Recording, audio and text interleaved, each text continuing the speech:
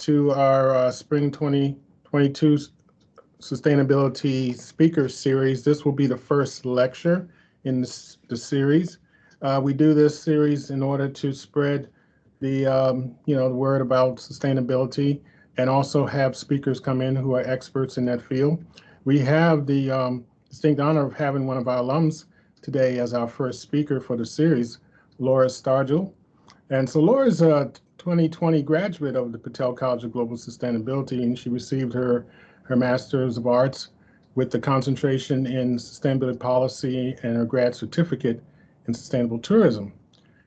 Before I give more information about her background, I just want to say she was of course, in my course, Concepts and Principles of Sustainability.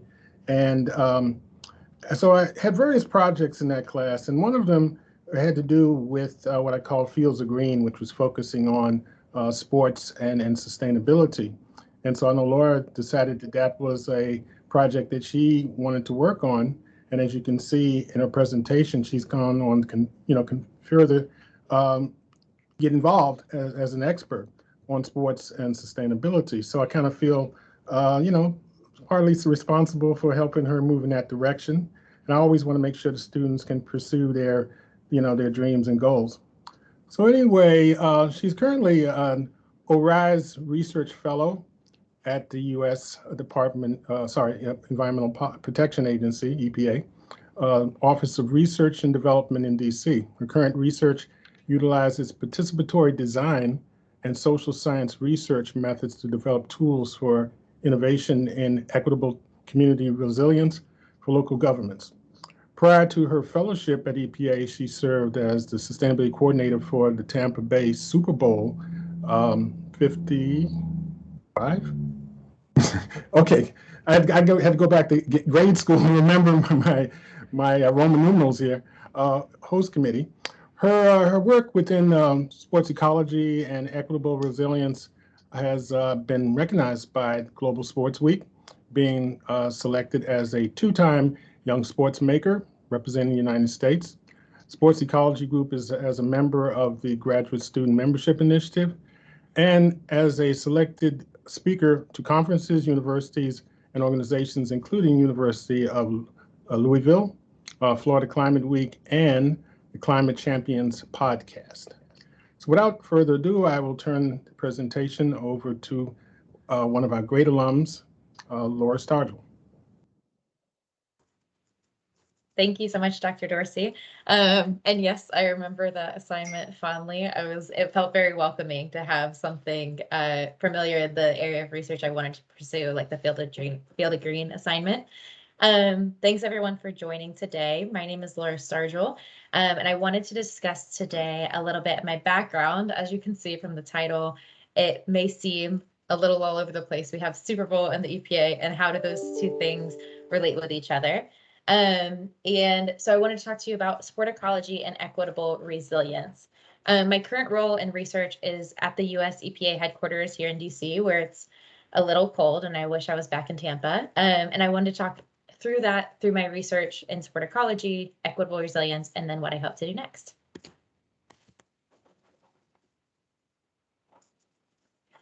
So like Dr. Dorsey mentioned, I am a 2020 grad of the Patel College. Prior to my research at the Patel College, I graduated with my Bachelor's of Science in Economics from Florida State. And then I moved to Germany to attend the German Sport University of Cologne, and I studied international sport development and politics. Whenever I was at Florida State and studying economics and political science, I actually worked as a lobbyist, as an associate lobbyist at a boutique lobbying firm. And during that time, as a lobbyist, I had dabbled in some sport issues. At this time, I had no experience in environmental policy much at all. We did represent some organizations like the City of Deltona that had some interest in, environmental sustainability within their community and issues like septic and things like that and sidewalk access for their community members. But prior to my work, I was just studying economics and political science. And during my lobbying time, there were some issues of sport that came up, issues of stadium locations. There were issues of high school recruitment and things, when you're dealing with politics that can be all over the place and different subjects. And I found myself really compelled to the issues of sport politics. So during that time, I just thought that the way that sports politics really influenced people's behavior and the way that, it was looking at high school students and affecting their education and parents and where their kids went to school and, people's access to careers and employment based on how they do well in college, all those sorts of things.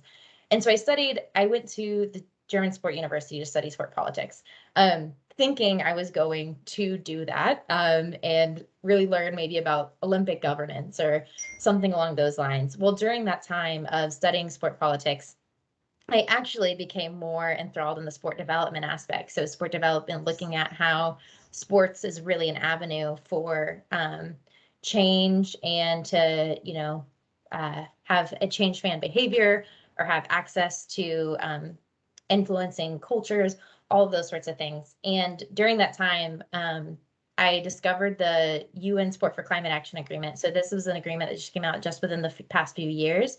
And the agreement is outlining how sport has the power to drive climate action. So it has the power to communicate with people. It has the power to be a leader in climate communications. And whenever I learned more about the UN Sport for Climate Action Agreement, I knew immediately that was the area of research I wanted to pursue.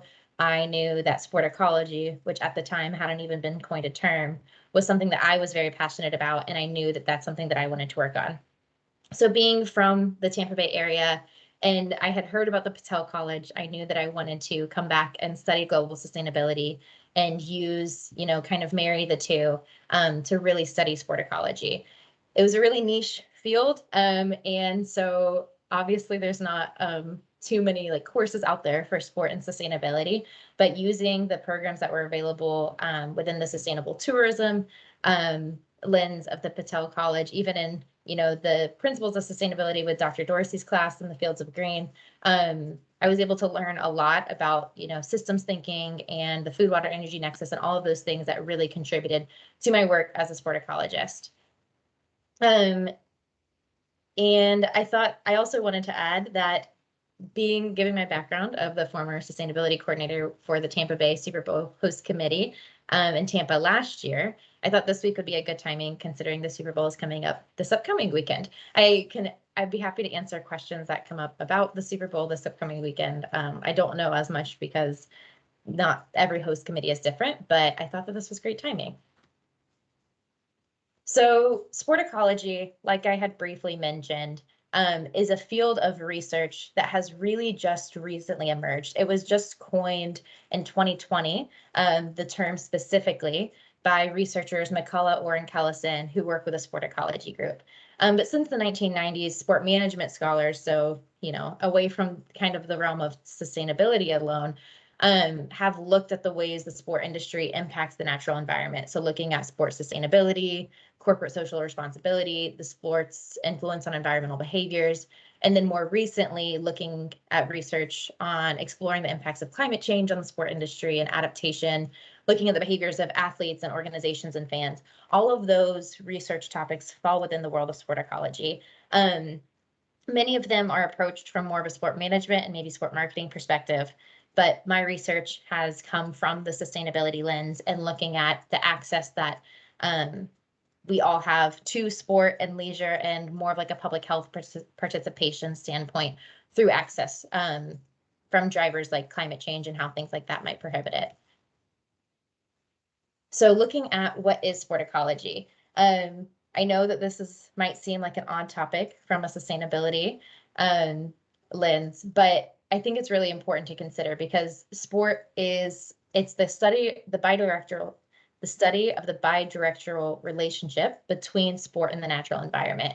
So we have sport is impacted by climate change. You have storms and hurricanes are damaging facilities.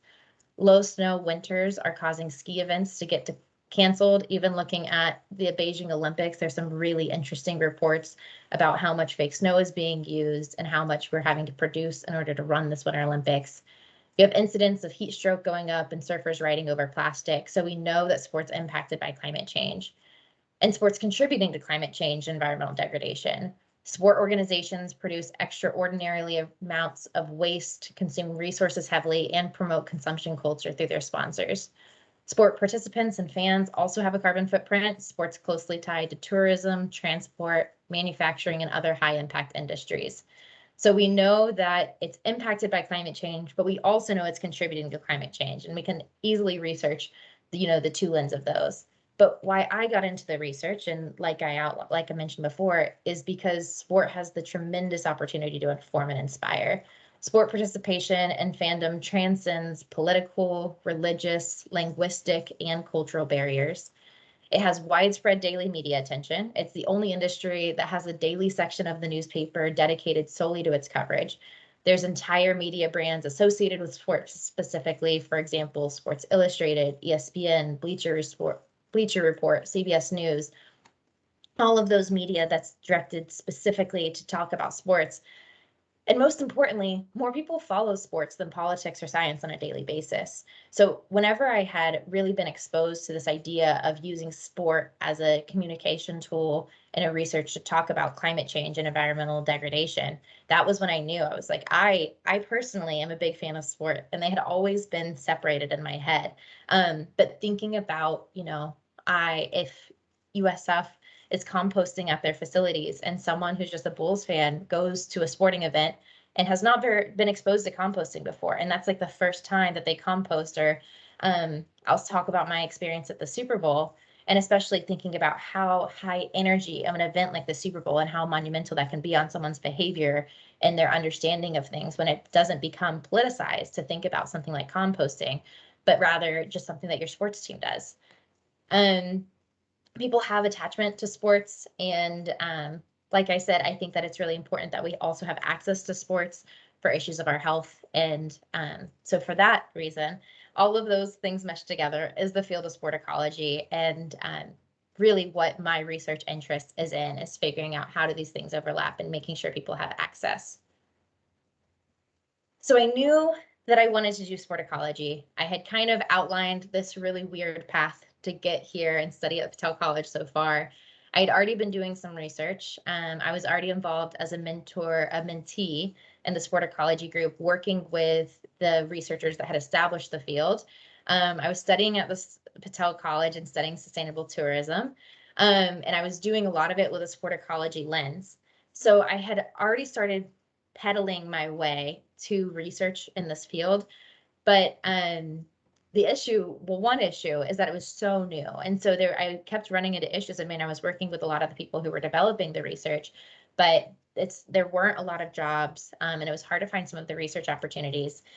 And so, and Dr. Hansen's sustainable tourism development, so I had multiple touch points at the Patel College to really practice this research. But in Dr. Hansen's sustainable tourism development course, my end of semester deliverable was an analysis of the Super Bowl in Tampa. So I had used some research I was already familiar with. There's an organization called the Council for Responsible Sport, which has some indicators on environmental, like how sustainability in sporting events.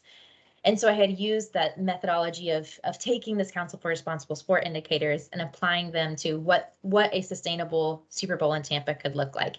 Obviously, this was all hypothetical. It was just part of a class assignment. And it was just something that I wanted to do to see, like, well, what could it look like? What would what would waste diversion in Tampa look like, and water use and all of those sorts of things.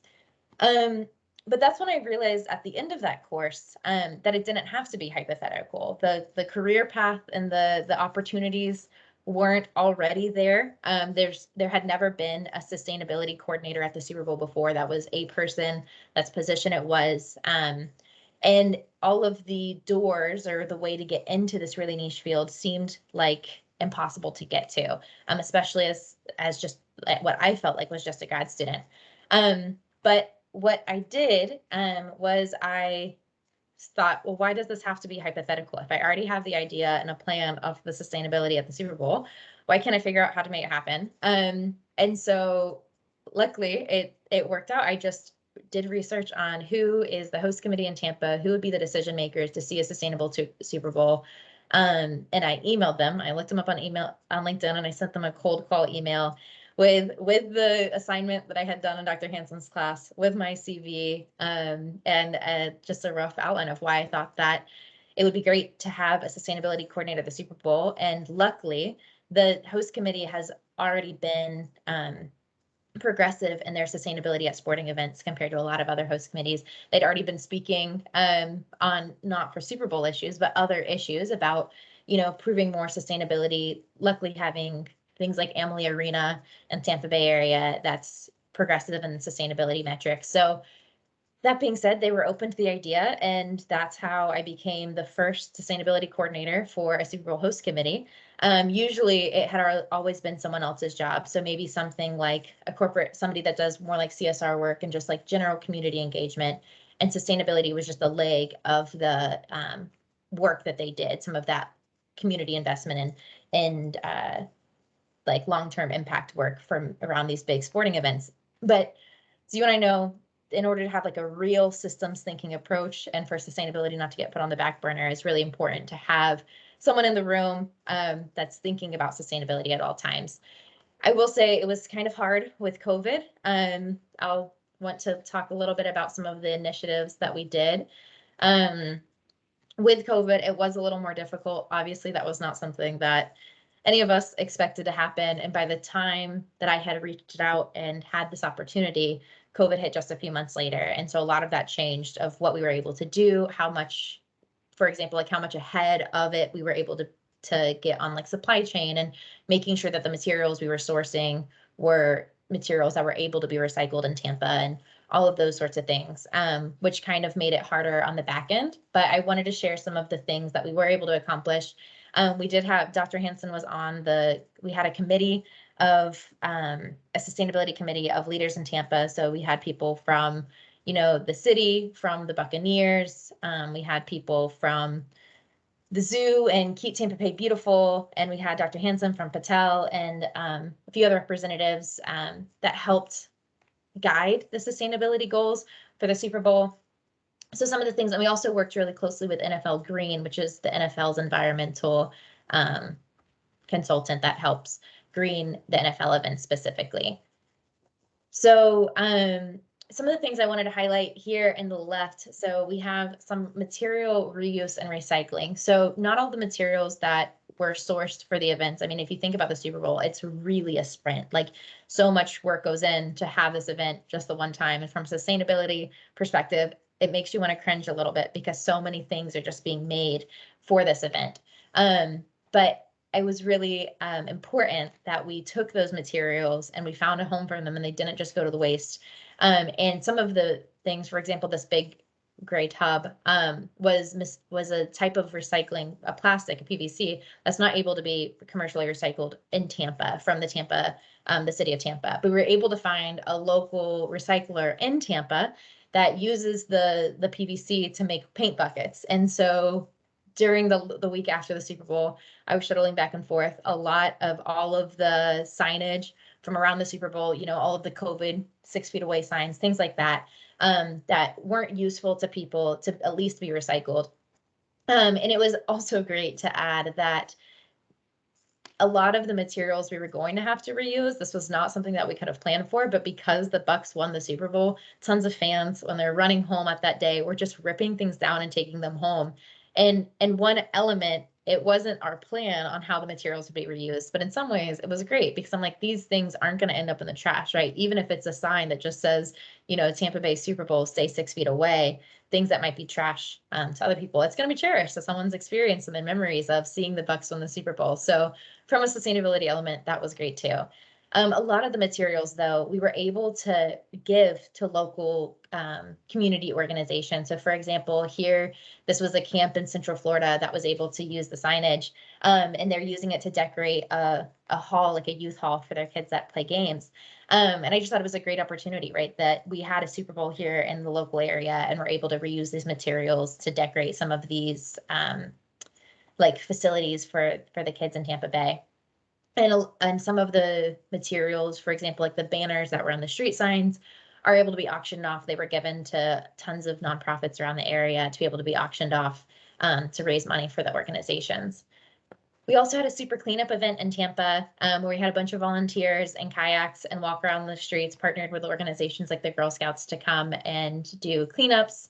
And we had multiple greening projects around the area where we did things like plant mangroves, we set up compost facilities and urban gardens, we planted fruit trees at the Boys and Girls Club. So that's just a brief overview of some of the things that we accomplished at the last year's Super Bowl. But I wanted to share one of my favorites, which is a continuation from Miami Super Bowl, which was the year before, 2 years ago. And it was a partnership with an organization called Force Blue, which will be outlined here. But this is a trailer for a documentary that you can view later. If you're interested, I can share the link with you on how you can get access to this documentary. But I think it's a really spectacular way to show how sports, the intersection of sports and the environment, can be really monumental and change a lot of lives. So I'm going to play this, and if you just let me know if you can hear it.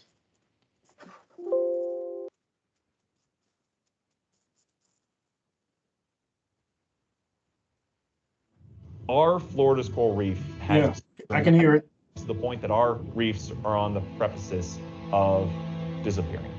If you live in Nebraska, the middle of the country, how is coral reefs important to you? We get that question all the time. Coral reefs are the breeding ground of a variety of species that live in the ocean. If we don't protect the ocean, we won't have a world where we can breathe healthy air.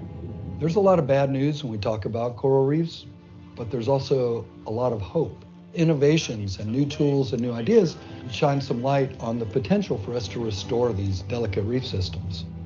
We were really the first people to be able to predictably spawn corals in a biosecure facility, and we can do it in a way where they can be planted back out onto the reefs again. So how do we make restoration and outplanting really efficient?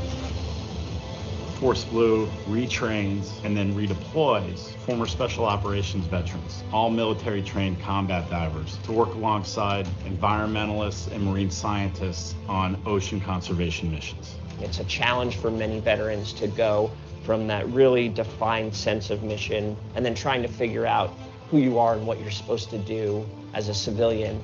I fell apart after the Iraq War. That darkness, that shadow, it started tearing me apart. The Waters of Life from Force Blue completely healed that. The bulk of their underwater work had been in the dark, in kind of murky areas. They never looked around, and now they're getting back in the water, amazed at the biodiversity and how therapeutic it is to have a different mission.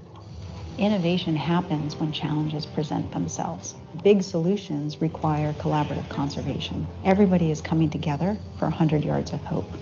By connecting this coral reef project to Super Bowl, we hope it will bring much wider attention to the plight of coral and to our oceans.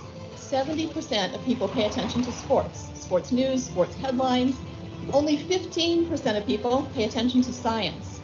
We're at the restoration site, so we've arranged the plot to look like a football field. So each buddy group is actually going to take one of the yard lines to build the perimeter of the field. Most of the things that I've done have been more on the demolition side, so this is pretty neat in the restoration side. People that have experienced trauma and pain want to protect things that cannot protect themselves. We have to heal others or other things to heal ourselves. While our time is dwindling, the fight's not over. Right now, we have the world's attention. All eyes are on Florida. This really is ground zero. If there's anywhere to fight for their future, it's here.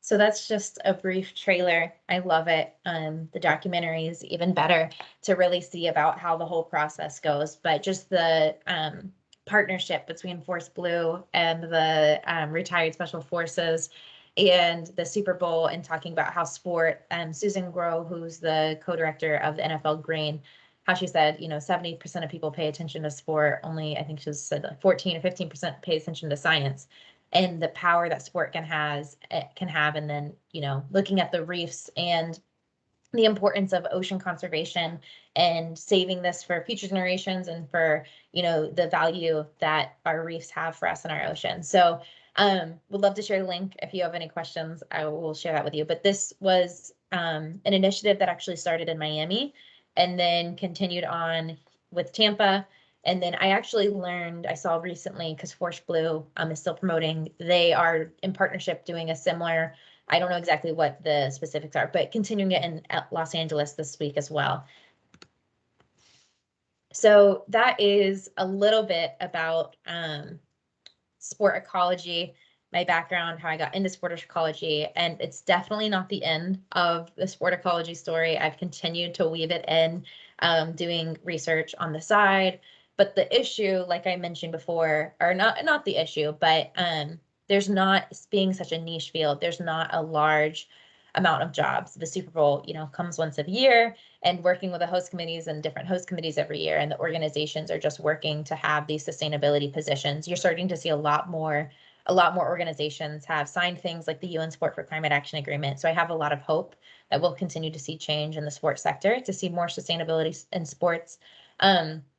But I've continued my research, and a principle and research method that I had been using before throughout my coursework at Patel College and in Germany was equity-centered design, participatory design, and elements of human-centered design. So once the Super Bowl wrapped up, I moved on, and I accepted a research fellowship, the ORISE Research Fellowship at the US EPA headquarters here in DC. ORISE is the Oak Ridge Institute of Science and Education, and ORISE is I don't know exactly the term, maybe like a subset of the Department of Energy, and the partnership between ORISE, DOE, and various other agencies. It's not just the EPA. They have fellowships with the CDC, Health and Human Services, all sorts of departments, is really just an investment from the federal government in STEM researchers and young. They have postgraduate, postmasters, and postdoc researchers. I'll share a little bit more about how to look into these opportunities, but I can't speak any higher of my experience being a research fellow. I work within the Office of Research, and the way the fellowship is outlined is it really gives you young STEM researchers the power to dictate a lot of the research. So I come in on a project, so my specialty being human-centered design, and initially, actually, I was brought in to work on human-centered design and creative thinking,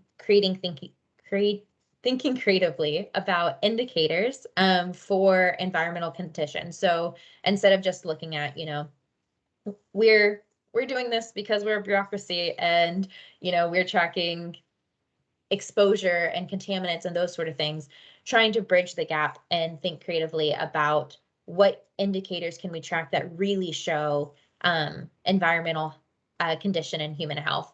So that's a piece of the work that I do. But once I was in with the Office of Research and working in research and development, I had the opportunity as a fellow to really look at projects that were going on in the EPA and engage myself and say, I want to, join this research team and really dive further into that.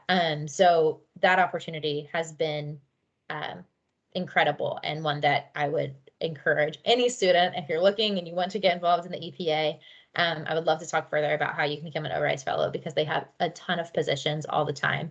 And lots of different offices within the Office of Research are great opportunities, but they also have in more programmatic offices like the Office of Water, the Office of Land and Emergency Management, what have you.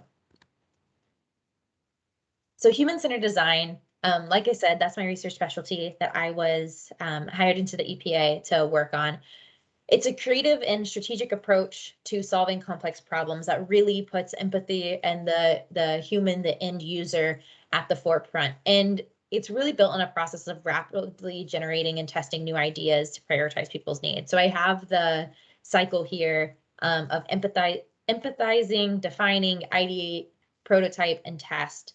And really the way that it kind of iterates is you're constantly going back for feedback.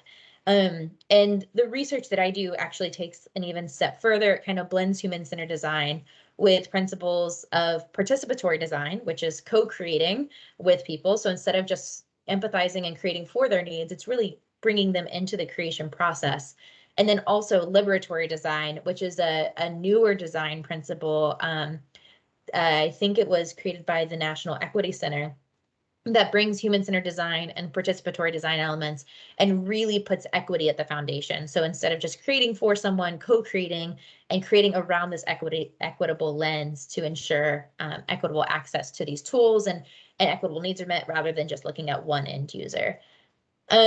So that being said, it kind of flips, like I said, from that bureaucratic element of, we're doing this because this is the idea we have, and looking at the problems that our end users are facing from the EPA, and looking at how we can continue to test them and make sure that the tools and resources that we're doing, so like the indicators work that I do, to make sure that those indicators are really indicative of what we're trying to track in the environment and human health, and especially the work that I do is regionally relevant. So rather than just looking, globally or nationally, I work in the Mid-Atlantic region to see what indicators do people on the ground in the Mid-Atlantic region need to see environmental health and environmental human health. But my biggest research project is on building equity and resilience planning and using these elements of human-centered design and participatory design to create a tool on building equity and resilience planning.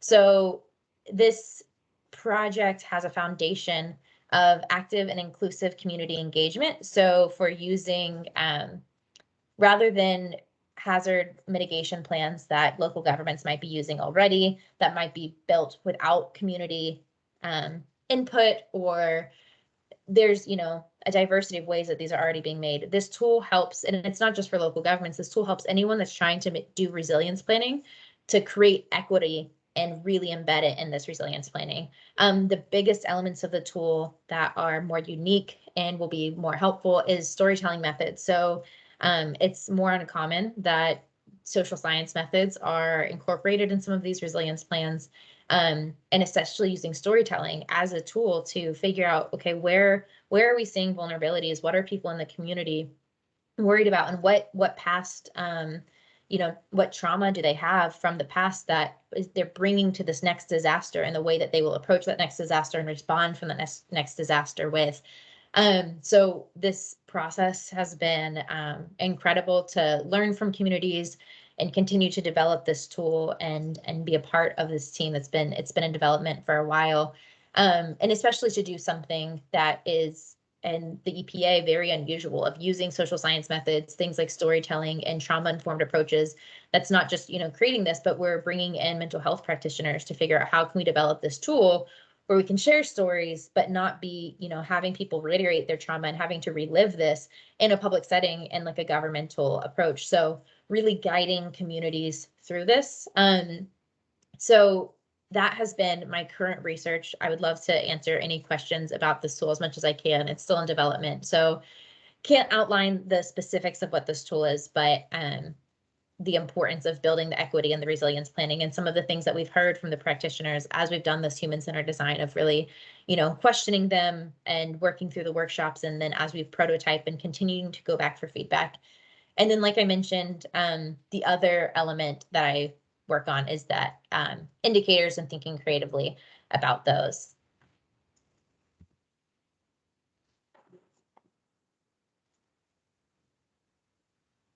So taking those pieces of the sporticology and the equitable resilience, and really the principles of where I continue to drive my research is on that foundation of equity in communities. My current research in sporticology is in how local governments can build that resilience for access to sport. So kind of taking that project that I'm working on with the EPA and putting that sports lens of, sport is a fundamental, like a right to have access to green spaces and activity, and that public health element, and the society building of sport. But when we have drivers, like climate drivers, that are pushing things like when it's too hot to go outside, or you don't have access for facilities, or it's unsafe for other reasons and disasters, how can communities build their resilience to make sure that they're protecting that access for people?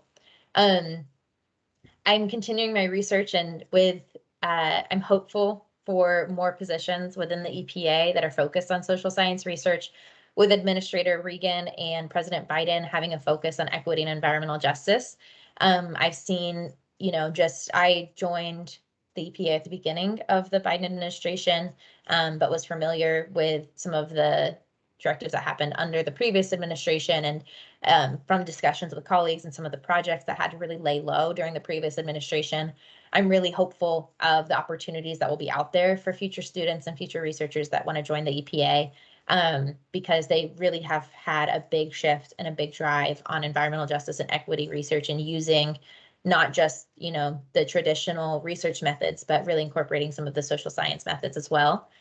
And I hope to continue sports research and hope that there's a way to meld them and continue to see how do these public health aspects and how can we drive climate communication through sports lens, all of those sorts of things. But I think at the end of the day, just continuing to think creatively when the position's not there. I think if that's the biggest message I could tell the students that are current Patel College students, is don't get discouraged if the position's not there, or if you're finding these research areas that interest you, to think creatively and find out what the value is behind them and communicate that value, and and stay kind of agile and looking for these opportunities and building them. I also wanted to briefly share some resources for current students that might be interested in either of the things that I've mentioned. So one resource is just one of many resources and, just research opportunities. But the Graduate Student Mentorship Initiative is a initiative by the Sporticology group, which is a really young group of academics that are kind of like the lead researchers in sporticology. And this mentorship initiative is a phenomenal opportunity. Like, so much that I have learned and had the opportunity to do is from this mentorship initiative. You get to work with people across the world that are doing sporticology research and get to meet with other grad students to talk about research opportunities. And, I bring my questions whenever I was working on Dr. Hansen's, or the report that I was doing for Dr. Hansen's class that ended up me working out for the Super Bowl. I worked with a lot of other grad students from around the world on asking questions on, how can I be innovative in doing this and all sorts of things. So it's really a network that I would encourage anyone to attend, to join. They do kind of rolling admissions, but run mostly on the school year. But if you're interested in that, I put the link for there for the Sporticology group, and it's an option under like the resources for students. And then the other resource I wanted to share is the ORISE Research Fellowship within the US EPA. So, or within lots of agencies, but especially with the EPA. So there's a website called Zentellect, which I have here on the slides, which will show you the opportunities, but they have postmasters, postbachelors, postdoc. Most of the positions, they want you to be finished with your studies, but there are some positions that, you can either do part-time or you can do while you're still enrolled. So I encourage you to check it frequently. You can put on search alerts and things, but they have positions. I was even looking today out of curiosity, and there's a lot of positions like within the Office of Water, working on Clean Water Act and programmatic issues there. There's continuously opportunities within the Office of Research and Development. And I encourage you to look into the opportunities there to be an ORISE fellow. And if you have any questions along the way, I would be happy to answer and help guide, especially if it's in the EPA and you're curious about, what this office does, or maybe looking at the description, what the role might be like. I'd be happy to help you have any questions, or to guide you further on that. So that being said,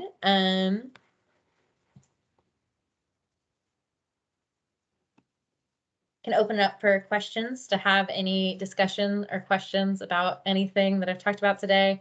And I appreciate your time, and I look forward to talking with you further. So here's my contact information. Please feel free to reach out, and any of the things that I talked about today, or anything you think I could be helpful with, please reach out and I'd be happy to help. Thank you very much, Laura. Very enlightening presentation. And for me, I feel like what the message for the students is, whatever your goals or your niche that you want to fulfill, there's an opportunity for that out there. You just have to, believe in what you're doing and be prepared. And I think you're a great example of someone who found your niche in the field of sustainability. Yes, thank you so much. Yeah, I think especially with the Super Bowl, It wouldn't have been possible without people that were willing to listen and people that were responsive to that email. I've surely sent plenty of cold emails and cold calls that went unresponsive. But I just think back to, past Laura and how hesitant I was to just send the email and do the research, say like, but what's the worst they can say was no. And what actually happened is a phenomenal opportunity to be the first sustainability coordinator with the Super Bowl. And I hope to have build future opportunities like that in the future for me and researchers that are behind. Great. Any other questions or comments out there?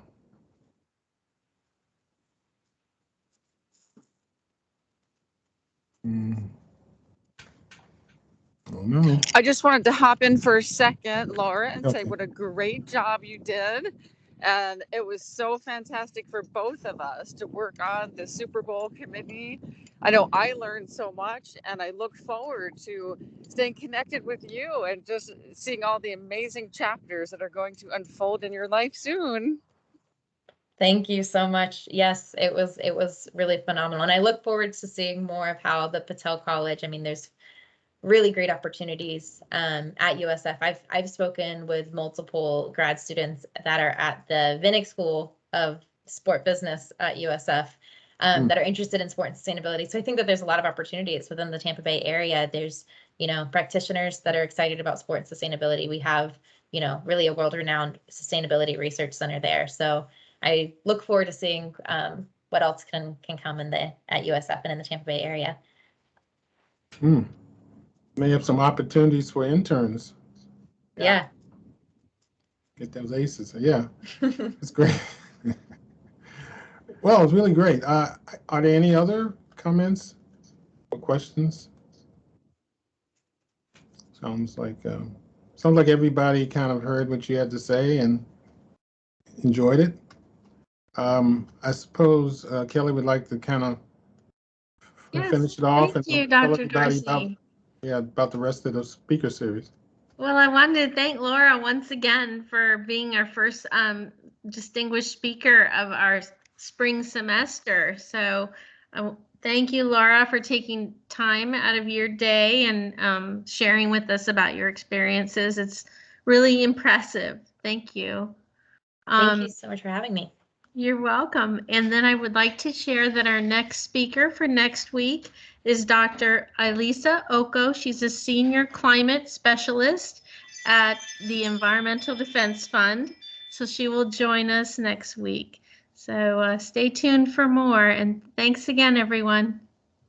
Yep, thank you. Thank you. Stay safe and stay healthy, everybody. Bye. Bye.